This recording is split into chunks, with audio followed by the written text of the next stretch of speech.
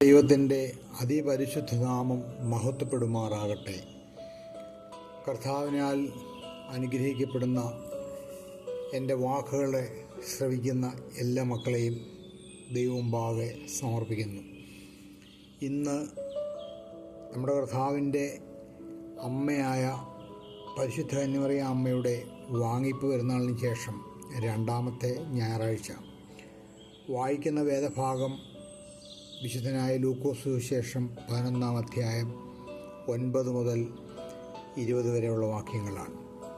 17-18 വാക്യങ്ങൾ യേശു തമ്പുരാൻ അവരുടെ വിചാരം അറിഞ്ഞു അവരോട് പറഞ്ഞത്, തന്നിൽ തന്നെ ഛിദ്രിച്ച രാജ്യം എല്ലാം പാഴായിപ്പോകും, വീട് ഓരോന്നും വീഴും. സാത്താനും തന്നോട് തന്നെ ഛിദ്രിച്ചുവെങ്കിൽ അവൻ്റെ രാജ്യം എങ്ങനെ നിലനിൽക്കും? ദൈവത്തിൻ്റെ അതിപരിശുദ്ധ നാമം മഹത്വപ്പെടുമാറാകട്ടെ. സ്ഥിരത, ഛിദ്രത, ഐക്യം തുടങ്ങിയ പ്രധാന വിഷയങ്ങളാണ് കർത്താവ് ഇവിടെ ഈ വാക്യത്തിൽ ഓർപ്പിക്കുന്നത്. സാത്താൻ്റെ ഒരു രാജ്യമുണ്ട്, പിശാചിൻ്റെ ഒരു രാജ്യമുണ്ട് എന്നും കർത്താവ് നമ്മളെ ഓർപ്പിക്കുന്നു. അതുകൊണ്ട് ക്രിസ്തുവിൽ ജനിക്കപ്പെട്ട എല്ലാ മക്കൾക്കും ഇത് വലിയൊരു കർത്താവിൻ്റെ മുന്നറിയിപ്പായി, കർത്താവിൻ്റെ നിർദ്ദേശമായി നാം കൈക്കൊള്ളേണ്ടത് ആനുകാലിക ജീവിതത്തിൽ വളരെയധികം പ്രാധാന്യമർഹിക്കുന്നു. Unity is essential for stability. സ്ഥിരതയ്ക്ക് ഐക്യം അത്യാവശ്യമാണ്. സ്ഥിരമായ ഏതു പ്രസ്ഥാനവും, ഒരു രാജ്യമാകട്ടെ, ഒരു സഭയാകട്ടെ, ഒരു ഇടവകയാകട്ടെ, ഒരു വ്യക്തിയാകട്ടെ, ഒരു സ്ഥായിയായ ഭാവം ഉണ്ടാകണമെങ്കിൽ അതിന് ഒരു ഐക്യത്തിൻ്റെ അടിസ്ഥാനം ആവശ്യമാണ്. വ്യക്തിജീവിതത്തിൽ പോലും ദേഹവും ദേഹിയും ആത്മാവും തമ്മിൽ ഒരു ഐക്യമുള്ള സ്ഥിതി ഉണ്ടെങ്കിൽ മാത്രമേ അവർക്ക് രക്ഷാനിർണയബോധത്തോടുകൂടി സ്ഥിരതയോടെ ഓടുവാനായിട്ട് സാധിക്കുകയുള്ളൂ. പരിശുദ്ധനായ സെൻറ്റ് ജോൺ ക്രിസോസ്റ്റം പറയുന്ന ഒരു വളരെ പ്രധാനപ്പെട്ട ഒരു സ്റ്റേറ്റ്മെൻ്റ് ഉണ്ട്. Even the most powerful kingdom fall when internal discord prevails. ഏറ്റവും ശക്തമായ രാജ്യങ്ങൾ പോലും ആഭ്യന്തര കലഹങ്ങൾ നിലനിൽക്കുമ്പോൾ വീണുപോകുന്നു. ലോകചരിത്രത്തിൽ എത്രയോ ഡൈനാസ്റ്റികൾ നഷ്ടപ്പെട്ടു പോയിരിക്കുന്നു, വീണുപോയിരിക്കുന്നു. പ്രഭുക്കന്മാരെ താഴ്ത്തി വിനയമുള്ളവരെ ഉയർത്തുന്ന ഒരു ദൈവം ഉണ്ട് എന്ന് പരിശുദ്ധ കന്യമറിയാം തൻ്റെ പാട്ടിൽ വിശുദ്ധ ലൂക്കോസ് സുവിശേഷം 1-ാം അധ്യായത്തിൽ ഓർപ്പിക്കുന്നുണ്ട്.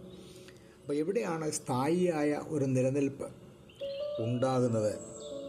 എഫെസ്യ ലേഖനം 4-ാം അധ്യായം 3-6 ഓർപ്പിക്കുന്നുണ്ട്. Unity in the body of Christ. ക്രിസ്തുവിൻ്റെ ശരീരത്തിൽ ആകുന്ന സഭയിൽ ഈ ഒരു ഐക്യത പരിപാലിക്കപ്പെടണം. ഐക്യത്തിനു വേണ്ടിയാണ് ക്രിസ്തുവിൻ്റെ ഏക ശരീരമായി സഭയെ പൗലോസിലെ പഠിപ്പിക്കുന്നത്. അതുകൊണ്ട് എല്ലാവരും ആ ഐക്യം നിലനിർത്തേണ്ടത് ആവശ്യമാണ്. യോഹന്നാൻ സുവിശേഷം 17-ാം അധ്യായത്തിൽ നമ്മുടെ കർത്താവ് വിടവാങ്ങൽ പ്രാർത്ഥനയിൽ പ്രാർത്ഥിക്കുന്നതും ഐക്യത്തിനു വേണ്ടിയാണ്. എല്ലാ മക്കളും തന്നിൽ ഒന്നായിത്തീരണം, ദൈവത്തിൽ ഒന്നായിത്തീരണം എന്ന് വലിയ ആഗ്രഹം. ഇത് നമ്മൾ ഉൽപ്പത്തി പുസ്തകത്തിൽ തന്നെ യൂണിറ്റി ഇൻ മാരേജിനെ പറ്റിയും ഓർപ്പിക്കുന്നുണ്ട്. അത് തന്നെ വിശുദ്ധ മത്തായിയുടെ സുവിശേഷം 19-ാം അധ്യായത്തിൽ നമ്മൾ വിശുദ്ധ വിവാഹ കൂദാശയിൽ വായിക്കുന്നുമുണ്ട്. അപ്പനെയും അമ്മയും പിരിഞ്ഞ് ഭാര്യയോട് ചേർന്നിരിക്കുന്ന അനുഭവം, ഭർത്താവിനോട് ചേർന്നിരിക്കുന്ന അനുഭവം. അപ്പം ഏത് ഒരു സ്ഥാനങ്ങളും, ഏത് രാജ്യവും, ഏത് കമ്മ്യൂണിറ്റിയും, ഏത് സഭയും, ഏത് കുടുംബവും സ്ഥായിയായി തുടരണമെങ്കിൽ അതൊരു ഐക്യഭാവം ഉണ്ടാകേണ്ടത് വളരെ ആവശ്യമാണ്. ഈ ഐക്യം ഒരു ക്രിസ്ത്യാനിയെ സംബന്ധിച്ചിടത്തോളം ക്രിസ്തുവിലാണ് ഈ ഐക്യത്തിൻ്റെ പൂർണ്ണത. വിശുദ്ധ തൃത്വത്തിലാണ് ഈ ഐക്യത്തിൻ്റെ പൂർണ്ണത നമുക്ക് കാണുവാനായി സാധിക്കുന്നത്. The impossibility of division in the divine. ദൈവികതയിൽ വിഭജനത്തിൻ്റെ അസാധ്യത. ഒരു ദൈവികമായ സാധ്യതയിലും ദൈവിക അനുഭവത്തിലും ദൈവിക ചൈതന്യത്തിൽ നിലനിൽക്കുന്ന ഒരു വ്യക്തിയാകട്ടെ, ഒരു സമൂഹമാകട്ടെ, ഒരു സഭയാകട്ടെ, ഒരു പ്രസ്ഥാനമാകട്ടെ, ഒരു രാജ്യമാകട്ടെ, അവിടെ വിഭാഗീയതയ്ക്ക് വലിയ സാധ്യത ഉണ്ടാകുന്നില്ല. വിഭാഗീയത അവിടെ അസാധ്യമായിട്ട് തീരും. തീർച്ചയായിട്ടും വ്യക്തിജീവിതത്തിലും അത് വളരെ പ്രസക്തമാണ്. നമ്മൾ തേജസ്കരണത്തിൻ്റെ അനുഭവത്തിൽ ഡെയിഫിക്കേഷൻ, ദൈവീകരണത്തിൻ്റെ അനുഭവത്തിൽ നിൽക്കുന്ന ഒരു വ്യക്തിയിൽ ഒരിക്കലും ഒരു വിഭാഗീയത സൃഷ്ടിക്കുവാൻ ഈ ലോകത്തിലുള്ള ഒന്നിനും സാധ്യമല്ല. ഒരു വികാരങ്ങൾക്കും സാധ്യമല്ല. ഒരു ഭൗമിക വസ്തുക്കൾക്കും സാധ്യമല്ല. വിശുദ്ധനായ സിറിൽ ഓഫ് അലക്സാൻഡ്രിയ അദ്ദേഹം പറയുന്നൊരു കാര്യമുണ്ട്. പിശാച് എപ്പോഴും ചെയ്യുന്നത് വിനാശകരമായ ലക്ഷ്യങ്ങൾക്കായിട്ട് ശക്തികളെ കേന്ദ്രീകരിക്കാൻ എപ്പോഴും ശ്രമിക്കുന്നു. ഒരു നാശത്തിന് വേണ്ടി, ഒരു നശീകരണത്തിന് വേണ്ടി പിശാച് അനേക ശക്തികളെ ക്രോഡീകരിച്ച് കൊണ്ടുവരുന്നു. ഇത് നമ്മുടെ സമൂഹത്തിലൊക്കെ കണ്ടുകൊണ്ട് ഇരിക്കുന്നതാണ്. ഒരു നന്മയ്ക്ക് വേണ്ടി എത്ര പേർ ഒരുമിച്ച് നിൽക്കും, തിന്മയ്ക്ക് വേണ്ടി എത്ര പേർ കൂടി നിൽക്കും. ഇന്നത്തെ കാലത്ത് ദുഷ്കരമായ സാഹചര്യമാണ് നമ്മൾ കണ്ടുകൊണ്ടിരിക്കുന്നത്. വിശുദ്ധനായ ബേസിൽ ദ ഗ്രേറ്റ്, വലിയവനായ ബെസേലിയോസ്, അദ്ദേഹം പറയുന്നത് the schism within the church weaken it's witness and power. ഒരു സഭയിലെ ഭിന്നത ആ സഭയുടെ സാക്ഷ്യത്തെയും ആ സഭയുടെ ശക്തിയെയും നശിപ്പിച്ചു കളയുന്നു. നമ്മളായിരിക്കുന്ന സഭയിലും നമ്മുടെ ചുറ്റുപാടുമുള്ള മറ്റ് സഭാവിഭാഗങ്ങളിലുമൊക്കെ നമ്മൾ സൂക്ഷ്മമായി ദർശിച്ചാൽ സാക്ഷ്യം, ക്രിസ്തുവിൻ്റെ സാക്ഷികളായി ഇന്ന് ലോകത്തിൽ സ്വർഗരാജ്യത്തിൻ്റെ ഒരു പതിപ്പായി ഏത് സഭ നിലനിൽക്കാൻ സാധിക്കുന്നു. ഭിന്നതയും ശക്തിയില്ലായ്മയും ബലഹീനവും സാക്ഷ്യവുമില്ലാതെ സഭകൾ തീരുന്നെങ്കിൽ അതിലെ ആഭ്യന്തരമായ ഭിന്നത അതിൻ്റെ പ്രധാന കാരണമാകുന്നു എന്ന് നമ്മൾ പ്രത്യേകം ഓർക്കണം. ഇതുപോലെ തന്നെ ഭിന്നത സൃഷ്ടിക്കുന്നത് വ്യക്തികളിലും സമൂഹങ്ങളിലുമാണ്. അടിസ്ഥാനപരമായി വ്യക്തികളിലാണ് ഈ ഭിന്നത ആരംഭിക്കുന്നത്.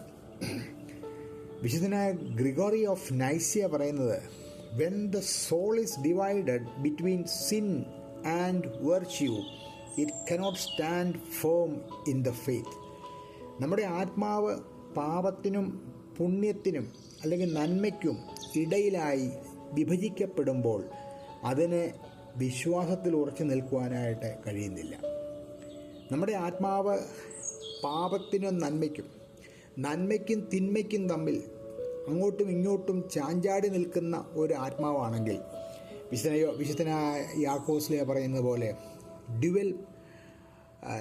രണ്ട് കാര്യങ്ങൾ ഒരുപോലെ ചിന്തിക്കുന്ന ആൾ, സ്ഥിരതയില്ലാത്ത ആൾ തിരമാലയ്ക്ക് സമാനനാണ്, സ്ഥിരമാനസനല്ല, ഒന്നിലും പൂർണ്ണമായി ഡിവോട്ട് ചെയ്യുന്നില്ല. തിന്മയ്ക്കും നന്മയ്ക്കും തമ്മിൽ വിഭജിക്കപ്പെടുന്ന ഒരാത്മാവ്, ആത്മീയ പരിഹാരങ്ങൾ അവിടെ ലഭിക്കുന്നില്ല. ഇങ്ങനെയുള്ള ആത്മാവിന് ഒരു ആത്മീയ പരിഹാരം കണ്ടെത്താനായി സാധിക്കുന്നില്ല. കാലക്രമത്തിൽ ആത്മീയവും ധാർമ്മികവുമായ ക്ഷയത്തിലേക്ക് ഈ വ്യക്തിയും സമൂഹവും നീങ്ങിപ്പോകുന്ന ഒരനുഭവമാണ് കാണുന്നത്. അതുകൊണ്ട് ഈ വേദവാക്യത്തിൽ കർത്താവ് ഓർപ്പിക്കുന്നത് vigilant against any form of division is very much needed. വിഭാഗീയതയ്ക്കെതിരായിട്ട് എപ്പോഴും ശ്രദ്ധയോടെ നിൽക്കേണ്ടത് ഒരു ക്രിസ്ത്യാനിയുടെ ആവശ്യമാണ്. സെന്റ് അത്തനേഷ്യസ് ഓഫ് അലക്സാൻഡ്രിയ പറയുന്നത്, ഈ വിഭാഗീയത, this division highlights the importance of maintaining doctrinal purity and unity of faith as false teaching and heresies are seen as form of division that threaten the integrity of the Christian community. ഉപദേശകരമായ അശുദ്ധി നമുക്കറിയാം. ഈ polluted gospel വളരെ പ്രതിസന്ധി സൃഷ്ടിക്കുന്നൊരു കാലമാണ്. ഉപദേശകരമായ അശുദ്ധി, വിശ്വാസത്തിൻ്റെ ഐക്യമില്ലായ്മ, തെറ്റായ പഠിപ്പിക്കൽ, പാഷാണ്ഡതകൾ, ഇതെല്ലാം വിഭജനത്തിൻ്റെ ഒരു ബൈ പ്രോഡക്റ്റാണ്. വിഭജന അല്ലെങ്കിൽ ഛിദ്രതയുടെ വിഭജിക്കുന്ന ആത്മാവിൻ്റെ ഒരു ബൈ പ്രോഡക്റ്റാണ്. അതുകൊണ്ട് ഇത് തന്നെയാണ് ക്രിസ്തീയ സമൂഹത്തിൻ്റെ സമഗ്രത നഷ്ടപ്പെട്ടു പോകുന്ന ഈ അനുഭവം തന്നെയാണ് ഒരു വലിയ വെല്ലുവിളി. അതുകൊണ്ട് ദൈവത്താൽ സ്നേഹിക്കപ്പെടുന്നവരെ, ഈ ഒരു വിഭാഗീയത നമ്മുടെ ജീവിതത്തിൽ ഉണ്ടാകാൻ, നമ്മുടെ സഭയിൽ ഉണ്ടാകുവാൻ, നാം ഉൾപ്പെടുന്ന സമൂഹത്തിൽ, സഭയിൽ, ഇടവകയിൽ ഉണ്ടാകാതിരിക്കാൻ നാം ശ്രമിക്കേണ്ടിയിരിക്കുന്നു. എ വീക്ക്നെസ് ഓഫ് ഇൻഡിവിജ്വൽ, വ്യക്തികളുടെ ബലഹീനത. ഒരു വ്യക്തിയിലോ സമൂഹത്തിലോ അതിൽ തന്നെ വിഭജനം ഉണ്ടാകുമ്പോൾ അത് ദുർബലമായും വെല്ലുവിളി നിറഞ്ഞതുമായ അനുഭവങ്ങളായിട്ട് മാറും. അത് അതിൽ തന്നെ ദുർബലമാകും. അതിൽ തന്നെ വെല്ലുവിളികൾ ഇങ്ങനെ വളർന്നു വന്നുകൊണ്ടേയിരിക്കും. ചലഞ്ചസ് ഇങ്ങനെ കൂടിക്കൊണ്ടേയിരിക്കും. അതിൻ്റെ വീക്ക്നെസ് ഇങ്ങനെ വർദ്ധിച്ചുകൊണ്ടേയിരിക്കും. ഈ വിഭജനം spiritual, moral and communal weakness വർദ്ധിപ്പിച്ചുകൊണ്ടിരിക്കും. ആത്മീയമായും ധാർമ്മികമായും സാമുദായികപരമായിട്ടുള്ള ഒരു വലിയ ക്ഷീണം, ഒരു വലിയ പ്രതിസന്ധി ഇത് നിലനിൽക്കും. ഇതൊക്കെ നമ്മുടെ ആനുകാലികമായി നാം ചിന്തിക്കേണ്ട വിഷയമാണ്. ഒരു ഭവനം അതിൽ തന്നെ ഛിദ്രിച്ചാൽ അതിൽ നിലനിൽക്കുകയില്ല. Internal conflicts leads to spiritual weakness. വ്യക്തിജീവിതത്തിൽ പോലും ഈ ദേഹവും ദേഹിയും ആത്മാവും തമ്മിൽ ഒരു സന്തുലിതമായ അവസ്ഥ ക്രമീകരിച്ച് കൊണ്ടുപോകാൻ സാധിക്കാതെ വരുമ്പോൾ ആ internal conflict that leads to spiritual weakness. ആന്തരികമായ സംഘർഷത്തോട് ജീവിക്കുന്ന വ്യക്തി ഇടപെടുന്ന മേഖലകളിലെല്ലാം ആത്മീയമായ ദുർബലത ഉണ്ടാവും. ആ മനുഷ്യൻ്റെ വാക്കിലും പ്രവൃത്തിയിലും ഇടപാടിലുമൊക്കെ ആത്മീയ ബലഹീനതയോടുള്ള പ്രവൃത്തിയായിരിക്കും. അതിനൊരു ചൈതന്യം ഉണ്ടാകുകയില്ല. ഒരുവൻ്റെ വിശുദ്ധമായ ആഗ്രഹങ്ങൾ, മൂല്യങ്ങൾ, വിശ്വാസങ്ങൾ എന്നിവയ്ക്കിടയിൽ ഒരു വ്യക്തിക്ക് പിരിമുറുക്കമുണ്ടാകുമ്പോൾ ആന്തരികമായ പ്രക്ഷുബ്ധതയിലേക്ക് ആൾ നീങ്ങും. അപ്പോൾ ഇൻ്റേണൽ കോൺഫ്ലിക്റ്റ് വരുമ്പോൾ ആ മനുഷ്യൻ്റെ വിശുദ്ധിയിലേക്കുള്ളൊരു ആഗ്രഹം അദ്ദേഹത്തിന് ഉണ്ടാവാം. മൂല്യങ്ങൾ സംരക്ഷിക്കുന്ന ആഗ്രഹം ഉണ്ടാകാം. വിശ്വാസത്തിൽ നിലനിൽക്കുന്ന ആഗ്രഹം ഉണ്ടാകാം. പക്ഷേ ഇൻ്റേണൽ കോൺഫ്ലിക്റ്റ് വരുമ്പോൾ ആ വ്യക്തിക്ക് ആ ഇൻ്റേണൽ കോൺഫ്ലിക്റ്റ് കൊണ്ട് വരുന്ന പിരിമുറുക്കം കൊണ്ട് ഈ നന്മയിലൊന്നും നിൽക്കാനായി സാധിക്കില്ല. അതുകൊണ്ട് ആന്തരികമായ പ്രശ്നങ്ങൾ, പ്രക്ഷുബ്ധത കൂടുന്നു. ആന്തരിക വിഭജനം ആത്മീയ ശക്തി ദുർബലപ്പെടുത്തുന്നു. വിശ്വാസത്തിൽ ഉറച്ച് നിൽക്കാനും പ്രലോഭനത്തെ ചെറുക്കാനുമായി അവർ പരാജയപ്പെടുന്നു. യാക്കോബിന്റെ ലേഖനം 1:8 പറയുന്നതാണ് ഡബിൾ മൈൻഡഡ് പേഴ്സണാലിറ്റി. രണ്ട് മനസ്സുള്ളവർ. ദൈവത്താൽ സ്നേഹിക്കപ്പെടുന്നവരെ, ഇങ്ങനെ വിഭജനം, ഒരു ഇൻ്റേണൽ കോൺഫ്ലിക്റ്റ്, ആന്തരികമായ ഛിദ്രതയുള്ളവർ, അവരിലെപ്പോഴും പ്രലോഭനത്തിന് എപ്പോഴും പെട്ടെന്ന് കീഴ്പ്പെടുന്ന ഒരവസ്ഥ അവരിൽ കാണും. ഒരു വ്യക്തിയിൽ ആന്തരിക വിഭജനം നിൽക്കുന്നെങ്കിൽ ബാഹ്യശക്തികൾ പെട്ടെന്ന് അവരെ പ്രലോഭിപ്പിച്ച് ആ പ്രലോഭനത്തിലേക്ക് അവർ വീണു പോകാനിടയാവും. അതുകൊണ്ട് തന്നെ ദൈവത്തോട് ചേർന്ന് ഛിദ്രതയില്ലാത്ത ആത്മാവോടെ ദൈവത്തെ സ്നേഹിക്കുന്നുവെങ്കിൽ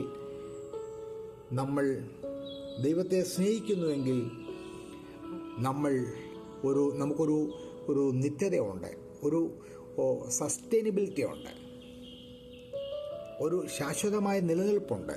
അല്ലെങ്കിൽ നമ്മൾ പിശാചിൻ്റെ ചതിക്കുഴിയിലേക്ക് വീണുപോകും. എഫേസ്യ ലേഖനം 4:27 പറയുന്നതാണ്, do not give the devil a chance. ഡെവിളിനൊരിക്കലും പിശാചിന് അവസരം കൊടുക്കരുത്. നമ്മുടെ ജീവിതത്തിൽ പിശാചിന് അവസരം കൊടുക്കരുത്. ഈ ആന്തരിക വിഭജനം കൊണ്ട് ഉണ്ടാകുന്നത്, ഒരു വ്യക്തിയിൽ ഉണ്ടാകുന്നത് അടിസ്ഥാനപരമായി ലാക്ക് ഓഫ് ഇന്നർ പീസ്, ആന്തരികമായ സമാധാനം നഷ്ടപ്പെടും. ആന്തരികമായ സമാധാനം നഷ്ടപ്പെടുമ്പോൾ ആങ്സൈറ്റി, കൺഫ്യൂഷൻ, ഡിസ്ട്രസ് തുടങ്ങിയ കാര്യങ്ങൾ, ആകുലത ഉണ്ടാകും. എല്ലാത്തിനും ഒരു വ്യക്തതയില്ലായ്മ ഉണ്ടാകും. ഒരു ദുരിതപൂർണമായ ജീവിതമായിട്ട് അത് പര്യവസാനിക്കും. അതുകൊണ്ട് divine peace leads to fullness of life in Christ. Divine peace leads to fullness of life in Christ. അതാണ് കർത്താവ് പറഞ്ഞത്, ലോകം തരുന്ന സമാധാനമല്ല. വിശുദ്ധ യോഹന്നാന്റെ സുവിശേഷം 14:27. ലോകം തരുന്ന സമാധാനമല്ല, ഞാൻ നിങ്ങൾക്ക് സമാധാനം തന്നിട്ട് പോകുന്നു. അത് ലോകം തരുന്ന സമാധാനമല്ല. അതുകൊണ്ട് ഈ ലോകത്തിൻ്റെ സമാധാനം, ലോകത്തിലെ വസ്തുമയമായ അനുഭവങ്ങളിലൂടെ നമ്മൾ ആസ്വദിക്കുന്ന സമാധാനം എന്ന് പറയുന്നതും കർത്താവ് യേശു ക്രിസ്തു തൻ്റെ ആ കുരിശിലെ ത്യാഗത്തിലൂടെ നമുക്ക് നിത്യമായി തന്ന സമാധാനത്തിൻ്റെ അവസ്ഥയും അനുഭവവും നമ്മൾ വകതിരിച്ച് അറിയേണ്ടതാണ്. ഈ ആന്തരികമായ ഛിദ്രതയോടെ ജീവിക്കുന്ന മനുഷ്യർക്ക് inability to serve God wholeheartedly, അവർക്കൊരിക്കലും ദൈവത്തെ പൂർണ്ണ മനസ്സോടെ ദൈവത്തിനെ സേവിക്കുവാനായി സാധിക്കുകയില്ല. They don't have a devotion, full devotion, undivided devotion അവർക്കുണ്ടാകുന്നില്ല. അവർ പല കാര്യങ്ങളും ചിന്തിക്കുന്നു. വിശുദ്ധ മത്തായിയുടെ സുവിശേഷം 6:24 ഓർപ്പിക്കുന്ന പോലെ 2 യജമാനന്മാർ, ദൈവവും മാമോനും, ഒരുപോലെ അവരെ സേവിക്കുവാൻ സാധിക്കുകയില്ല. അതുകൊണ്ടാണ് പിതാക്കന്മാർ ഓർപ്പിക്കുന്നുണ്ട്, the divided heart results in a divided loyalty. വിഭജിക്കപ്പെട്ട ഹൃദയം വിഭജിത വിശ്വസ്തതയിൽ അവസാനിക്കുന്നു. വിഭജിക്കപ്പെട്ട ഹൃദയം, ഛിദ്രിക്കപ്പെട്ട ഹൃദയം അവരുടെ ജീവിതം തന്നെ അവരുടെ വിശ്വസ്തതയിലും ഒരു വിഭാഗീയത കാണുന്നു. ആരോടും അവർക്ക് കൂറ് പുലർത്താനായി സാധിക്കുന്നില്ല. അതുകൊണ്ട് തന്നെ കുടുംബജീവിതത്തിൽ പ്രശ്നമുണ്ടാകും, വ്യക്തി ജീവിതത്തിൽ പ്രശ്നമുണ്ടാകും, അവരിടപെടുന്ന മേഖലകളിൽ പ്രശ്നമുണ്ടാകും. നമ്മുടെ വിശ്വസ്തത വിഭജിക്കപ്പെട്ടാൽ വിശ്വാസത്തെ നമുക്ക് നിലനിർത്താൻ കഴിയുകയില്ല. ദൈവോദ്ദേശങ്ങൾ നിറവേറ്റുവാനായി സാധിക്കുകയില്ല. നമ്മുടെ കഴിവുകൾ ഫലപ്രദമായി തീരുകയില്ല. നമ്മുടെ വിശ്വസ്തത വിഭജിക്കപ്പെട്ടാൽ, ദൈവത്തോടുള്ള നമ്മുടെ വിശ്വസ്തത വിഭജിക്കപ്പെട്ടാൽ നമുക്ക് ഒരു പൂർണ്ണമായ വിശ്വാസം നിൽക്കുവാനായി സാധ്യമല്ല. ദൈവത്തിൻ്റെ ഉദ്ദേശം നിറവേറ്റുവാൻ സാധിക്കുകയില്ല. നമ്മുടെ കഴിവ് തന്നെ ക്രോഡീകരിച്ച് നന്മയ്ക്കായിട്ട് അത് രൂപാന്തരപ്പെടുവാനും സാധിക്കുന്നില്ല. വിശുദ്ധനായ മത്തായിയുടെ സുവിശേഷം 22:37 പറയുന്ന പോലെ നാം ദൈവത്തെ പൂർണ്ണ ഹൃദയത്തോടെ സ്നേഹിക്കണം. പൂർണ്ണ ഹൃദയത്തോടെ, പൂർണ്ണ മനസ്സോടെ, പൂർണ്ണ ആത്മാവോടെ, പൂർണ്ണ ശക്തിയോടെ നാം ദൈവത്തെ സ്നേഹിക്കുക. അതാണ് ഒരു അൺഡിവൈഡഡ് ഡിവോഷൻ. ആ ഒരു ബോധ്യം നമുക്ക് വ്യക്തിപരമായി തീർച്ചയായിട്ടും ഉണ്ടാകണം. അല്ലെങ്കിൽ ആന്തരികമായ വിഭജനത്തിലേക്ക് പോവുകയും നാം പോകുന്നിടമെല്ലാം വിഭജനത്തിൻ്റെ ആത്മാവ്, ഛിദ്രതയുടെ ആത്മാവ് നമ്മെയും നാം ആയിരിക്കുന്ന സ്ഥലങ്ങളെയും അതിഭീകരമായി സ്വാധീനിക്കും എന്ന് നമ്മൾ മറന്നു പോകാതിരിക്കും. ഈ വിഭജനത്തിൻ്റെ ആത്മാവ് നമ്മുടെ ഉള്ളിലുണ്ടെങ്കിൽ the failure to resist evil, തിന്മയെ വെറുക്കാൻ പോലും നമുക്ക് കഴിയാതെ പോകും. തിന്മയുമായി നാം രമ്യപ്പെട്ടു പോകും.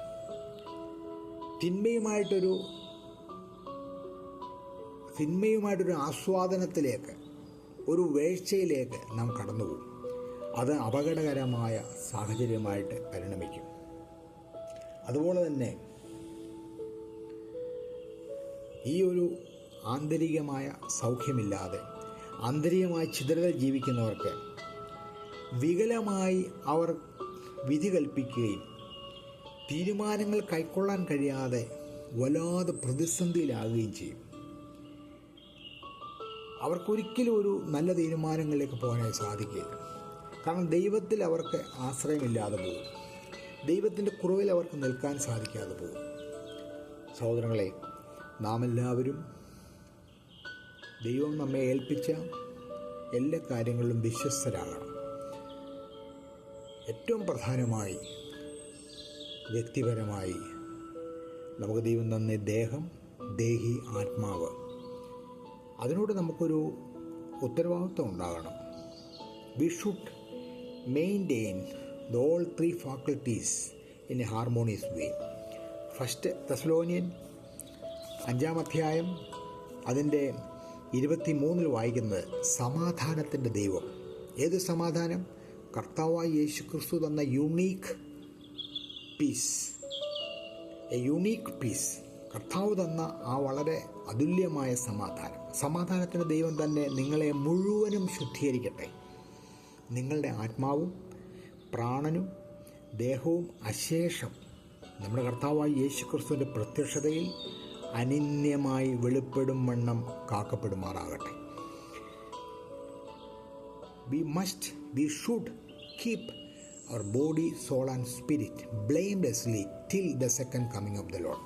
ഇത് വ്യക്തിപരമായ ക്രിസ്തുവിനോട് ചേർന്ന എല്ലാ മക്കളും അത് ചെയ്യേണ്ടതാണ്. പരിശുദ്ധ സഭയിൽ ഈ ഒരു പ്രക്രിയയ്ക്ക് സമൃദ്ധമായിട്ടുള്ള സാധ്യതകൾ സാക്രമെൻ്റൽ ലൈഫിൽ, മിസ്റ്റിക്കൽ ലൈഫ് വിത്ത് ക്രൈസ്റ്റിൽ നമുക്ക് ലഭിക്കുന്നുണ്ട്. അതാണ് ഓർത്തഡോക്സ് സഭയുടെ ഒരു വലിയ ധന്യത. The richness of orthodox Christian life, a mystical life എന്ന് പറയുന്നത്. അങ്ങനെ ഒരു ആന്തരിക സൗഖ്യം നമുക്ക് ഉണ്ടെങ്കിൽ നമ്മൾ പോകുന്നിടത്തിൽ സമാധാനം നടത്തുന്നവർ ഭാഗ്യവാന്മാർ, നമ്മുടെ ദൈവത്തിൻ്റെ മക്കളാവും. സമാധാനത്തിനു വേണ്ടി സമാധാനത്തിൻ്റെ കസ്റ്റോഡിയൻസായിട്ട് നമ്മൾ മാറും. സമാധാനം നടത്തുന്നവർ ഭാഗ്യവാന്മാർ, അവർ ദൈവത്തിൻ്റെ പുത്രന്മാരെന്ന് വിളിക്കപ്പെടും. കാരണം അവർ സമാധാന കാംക്ഷികളാണ്. they can identify the unique nature of the peace which is given by our Lord. കർത്താവായ യേശു ക്രിസ്തു എന്ന ആ സമാധാനത്തിൻ്റെ ശക്തി നമുക്ക് തിരിച്ചറിയാനായി സാധിക്കും. ദൈവത്താൽ സ്നേഹിക്കപ്പെടുന്നവരെ, ആ കൃപയിൽ ദൈവം നമ്മളെ എല്ലാവരെയും നിർത്തട്ടെ. അങ്ങനെ നമ്മൾ ഇടപെടുന്ന ഒരു ഇടവകയാകട്ടെ. ഒരിക്കലും നമ്മൾ ഛിദ്രതയ്ക്ക് വേണ്ടി അവിടെ നമുക്ക് നിലനിൽക്കാനായി സാധ്യമല്ല. പ്രതിസന്ധികളുടെ മുമ്പിൽ കണ്ണുനീരോടെ പ്രാർത്ഥിക്കുകയും പ്രതിസന്ധികളെ രൂപാന്തരപ്പെടുത്തുവാനുള്ള കൃപ ഈ ആന്തരികമായ സമാധാനത്തിലൂടെ നമുക്ക് കൈവരിക്കാനായി സാധിക്കും. നാം ഇടപെടുന്ന മേഖലകൾ, ജോലി ചെയ്യുന്ന സ്ഥലങ്ങൾ, ഏറ്റവും പ്രധാനം ഭവനങ്ങൾ. നമ്മൾ പ്രത്യേകം കർത്താവിൻ്റെ ഭവനമാണ്. നമ്മളൊരു കുടുംബമായിട്ട് വിളിക്കപ്പെടും. വേദപുസ്തകം മുഴുവൻ ഒരു കുടുംബ ചരിത്രമാണല്ലോ. വെളിപാട് പുസ്തകം അവസാനം നമ്മൾ വായിച്ചു നിർത്തുമ്പോൾ കുഞ്ഞാടിൻ്റെ സദ്യയ്ക്കായിട്ട് വിളിക്കപ്പെടുന്ന ഒരനുഭവമാണ്. കുഞ്ഞാടിൻ്റെ സദ്യയ്ക്കായിട്ട് വിളിക്കപ്പെടുന്നവരുടെ പേരുകൾ അവിടെ എഴുതട്ടെ എന്ന് പറയുകയാണ്. സഹോദരങ്ങളെ, കുഞ്ഞാടിൻ്റെ കല്യാണ സദ്യയ്ക്ക് ക്ഷണിക്കപ്പെട്ടവർ ഭാഗ്യവാന്മാർ. അത് ദൈവത്തിൻ്റെ സത്യവചനം തന്നെ. കാന്തനു വേണ്ടി കാത്തിരിക്കുന്ന കാന്തയാവുന്ന സഭയുടെ അംഗങ്ങളായിരിക്കണം. അത് നമ്മളെ സഭയുടെ ഛിദ്രതകൾ, ആഭ്യന്തര പ്രശ്നങ്ങൾ ഇത് ഓർത്ത് നമ്മൾ ദുഃഖിക്കുകയല്ല. സഭയുടെ ആന്തരിക സമാധാന സൗഖ്യത്തിനു വേണ്ടി എന്നെ കേൾക്കുന്ന സഹോദരങ്ങളെല്ലാവരും കണ്ണുനീരോടെ പ്രാർത്ഥിക്കണം. സഭയ്ക്ക് ഒരു ആന്തരിക സൗഖ്യം ആവശ്യമാണ്. എങ്കിൽ മാത്രമേ സഭയ്ക്കൊരു സാക്ഷ്യം ഉണ്ടാകുകയുള്ളൂ. ലോകത്തിൽ നോഹയുടെ പെട്ടകം പോലെ രക്ഷിക്കപ്പെട്ട കൂട്ടമായി സ്വർഗരാജ്യമായി ലോകത്തിൽ കാണപ്പെടണമെങ്കിൽ ഈ ആന്തരികമായ വിഭജനം, ഛിദ്രത മാറിയേ മതിയാവും. പിശാചിന് ഇടം കൊടുക്കരുത്. പിശാചാണ്. അതുകൊണ്ട് തന്നെ പൗലോസ് പറയുന്നു, beware about the tricks of Satan. പിശാചിൻ്റെ തന്ത്രങ്ങളെ നിങ്ങൾക്ക് അറിയാത്തതല്ലല്ലോ, നിങ്ങൾ അറിയുന്നതാണ്. അതുകൊണ്ട് എപ്പോഴും ശ്രദ്ധയോടെ ഇരിക്കേണ്ടത് ആവശ്യമാണ്. അങ്ങനെ ദൈവത്തിൻ്റെ സന്നിധിയിൽ നമ്മുടെ കർത്താവ് നമ്മളെ പഠിപ്പിച്ചതുപോലെ ഒരു ഭവനം അതിൽ തന്നെ ഛിദ്രിക്കുന്നുവെങ്കിൽ ഭവനം നിലനിൽക്കുകയില്ല. ലോകത്തിൽ എത്രയോ വലിയ രാജ്യങ്ങൾ വീണുപോയിരിക്കുന്നു. എത്രയോ വലിയ ഭരണ സംവിധാനങ്ങൾ വീണുപോയിരിക്കുന്നു. ലോക പോലീസ് എന്നൊക്കെ വിളിച്ചത് വിളിച്ചിരുന്ന രാജ്യങ്ങളുടെയൊക്കെ ഇന്നത്തെ സ്ഥിതി എന്താണ്? അതുപോലെ തന്നെ എത്രയോ സഭകൾ നഷ്ടപ്പെട്ടു പോയിരിക്കുന്നു. ഓർത്തഡോക്സ് സഭകൾ, ഓറിയൻ്റൽ സഭകൾ, ആദ്യ സഭകളായിരുന്ന സഭകൾ സ്ഥാപിക്കപ്പെട്ട എത്രയോ ഇടങ്ങൾ ഇന്ന് ഛിദ്രതയിൽ പോയിരിക്കുന്നു, ഒരു വാനിഷിംഗ് പോയിന്റിലേക്ക് പോകുന്നു. ഇതെല്ലാം ആഭ്യന്തര കലഹം കൊണ്ടാണ്, അല്ലെങ്കിൽ അതിന് അടിസ്ഥാനപരമായി ബേസിക് യൂണിറ്റ് ആയിരിക്കുന്ന വ്യക്തികളുടെ ആന്തരിക ഛിദ്രതയിൽ നിന്നാണ് ഇത് സംഭവിക്കുന്നത്. അതുകൊണ്ട് ദൈവം നമ്മളെ വിളിച്ച വിളിക്ക് കൃപയോടെ നമുക്ക് ജീവിപ്പാൻ ദൈവം സഹായിക്കട്ടെ. കർത്താവായ യേശു ക്രിസ്തു സമാധാനം സ്വീകരിച്ച് സകലത്തെയും കവിയുന്ന കർത്താവിൻ്റെ സമാധാനം കൊണ്ട് നമ്മുടെ നിലവുകളെ കർത്താവിൽ ഉറപ്പിച്ച് ഓരോ വിഭാഗീയതയ്ക്കും ഓരോ ഛിദ്രതയ്ക്കും വിട്ടുകൊടുക്കാതെ ക്രിസ്തുവിൻ്റെ സൗഖ്യം, ആന്തരിക സൗഖ്യം പ്രാപിക്കാൻ കർത്താവ് സഹായിക്കട്ടെ. ഒരു പിശാചും നമ്മളെ കീഴ്പ്പെടുത്താതെ മുന്നേറുവാൻ ദൈവത്തിൻ്റെ ആത്മാവ് നമ്മളെ എല്ലാവരെയും ശക്തിപ്പെടുത്തട്ടെ. ഈ വചനത്താൽ ദൈവം നമ്മളെ ശുദ്ധീകരിക്കട്ടെ. സഹോദരങ്ങളെ, ഈ കേൾക്കുന്ന വചനം നിങ്ങൾക്ക് അനുഗ്രഹമായി എന്ന് തോന്നുന്ന പക്ഷം നിങ്ങളുടെ പ്രിയമുള്ളവർക്ക് അത് അയച്ചു കൊടുക്കുവാൻ പ്രത്യേകം ശ്രദ്ധിക്കുക. ദൈവരാജ്യം മഹത്വപ്പെടട്ടെ. പിതാവിൻ്റെയും പുത്രൻ്റെയും പരിശുദ്ധ റൂഹായുടെയും നാമം എപ്പോഴും മഹത്വപ്പെടുമാറാകട്ടെ. ആമേൻ.